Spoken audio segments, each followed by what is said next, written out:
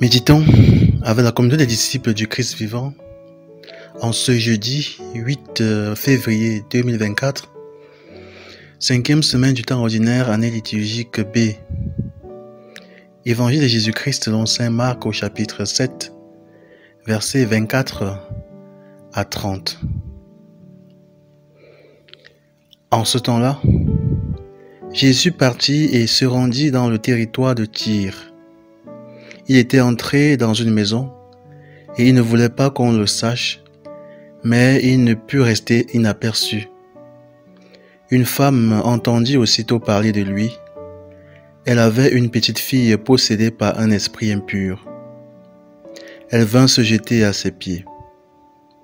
Cette femme était païenne, syro-phénicienne de naissance, et elle lui demandait d'expulser le démon hors de sa fille.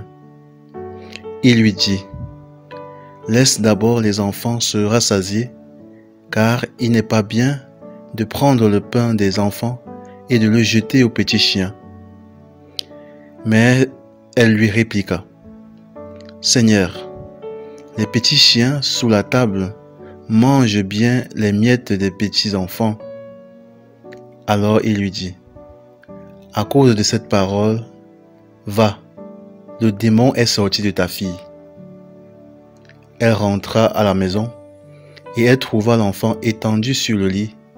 Le démon était sorti d'elle. Acclamons la parole de Dieu. Méditation.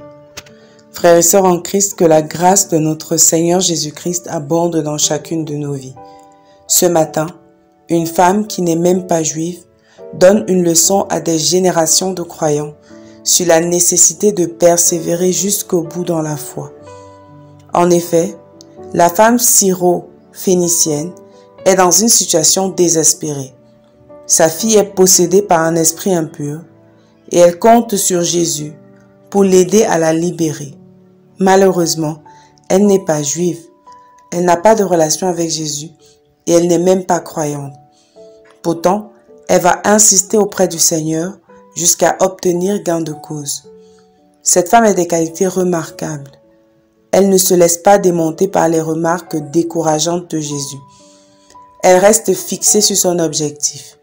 Elle ne perd pas son sang-froid, mais reste humble devant le Seigneur et continue d'insister jusqu'à ce qu'il lui accorde finalement la guérison de sa fille. Cette femme est un exemple de foi pour nous aujourd'hui. Combien de fois abandonnons-nous sur le chemin de la foi lorsque le Seigneur tarde seulement à répondre? Combien de fois nous révoltons-nous contre le Seigneur parce qu'il semble ne pas nous écouter?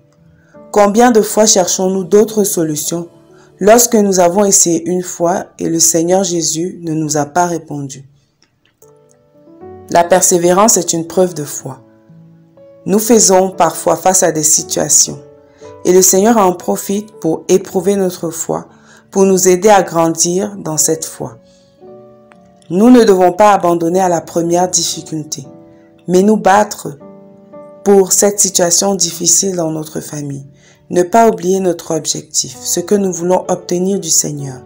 Continuer à espérer dans le Seigneur pour ce conjoint, ce travail, cet enfant, cette guérison, ce problème que nous avons. Prions. Seigneur, nous te supplions de nous accorder la foi de cette femme et la grâce de ne pas laisser les obstacles de la vie nous empêcher de saisir les grâces que tu veux nous donner.